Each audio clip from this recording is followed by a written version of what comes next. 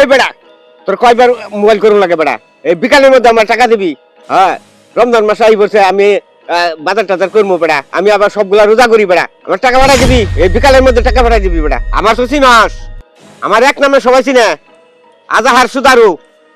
এই বিকালের মধ্যে টাকা না দিলে কি হবো বুঝস তো নাকি? ফরহাদ, আরে ফরহাদ, তুমি কে লেগিয়া?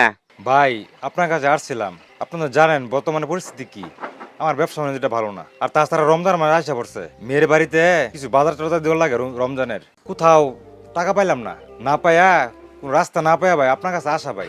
বুঝেনি তো ভাই, এগুলো যদি না দেই মেয়ের আবার মনে করেন যে অন্যের কথা শোনা লাগে। আর মেয়ের শাশুড়ি এটা যে সবসময় করে মেয়েটা খোঁচায়, এটা দিলাম না কে ওইটা দিলাম না কে, প্রতি বছর ভাই দিয়ে আসতেছি, এবার যদি না দেই আমার মেয়ের উপরে অনেক চাপ যাবো। তাহলে তোমার কত টাকা লাগে? ভাই 15,000 টাকা লাগে ভাই। এত টাকা লাগে?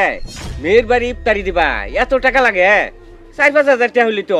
কি করবো ভাই, মেয়ের শাশুড়িটা অন্যরকম, অল্প টাকা বাজার দিলে আবার গাল উঠে না ভাই। এখন কি করবো ভাই, কষ্ট হইলেও দাঁড় দেনা করে হলো ভাই দিতে হইব ভাই।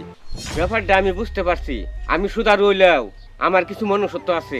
টাকাটা তুমি নিয়ে যাও, বুঝছো? টাকাটা তোমার যে সময় হাতে আসে সে সময় টাকাটা আমার দিয়ে দিও, কোনো সুদ লাগবে না।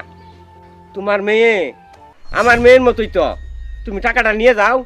ভাই আসলে আপনি খুব ভালো মানুষ ভাই, আপনি আমার বাঁচাইলেন ভাই।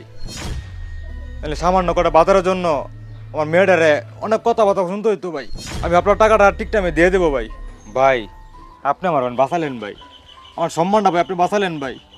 আরে না, তুমি আমার ছোট ভাইয়ের মতো না, এই টাকাটা নিয়ে গিয়া বাজার সদাই করিয়া তোমার মেয়ের বাড়িতে আজকাল নিয়ে দিয়ে বা। আসসালামু আলাইকুম। ওয়ালাইকুম আসসালাম। ভাই এই বর দুপুরে কোথায় গেছিলেন? ভাই একটু আজাবের বাড়িতে গেছিলাম, কিছু টাকার দরকার ছিল তো। বুঝেনি তো হুজুর, রমজান আইসা গেছে, ব্যবসা বাণিজ্য অবস্থা আমার বেশি একটা ভালো না, তা আজাবের কাছে গেছিলাম কিছু টাকা আনতে। আর মেয়ের বাড়িতে কিছু বাধা সাধা দিতে হইব রমজানের, এই জন্য গেছিলাম। আসলে আমাদের সমাজের বাবারা মেয়েদেরকে বিয়ে দেওয়ার পরেও মুক্ত হতে পারে না।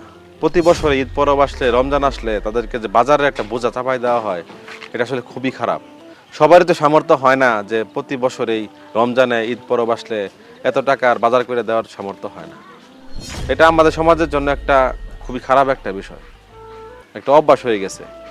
শ্বশুরবাড়ির লোকরা মনে করে যে রোজা আসলে, ঈদ পরব আসলে বাবা বাড়ির থেকে অনেক গিফট আসবে, অনেক বাজার সাথে আসবে। এই আশা করাটাও ছেলের পক্ষে কখনো উচিত না।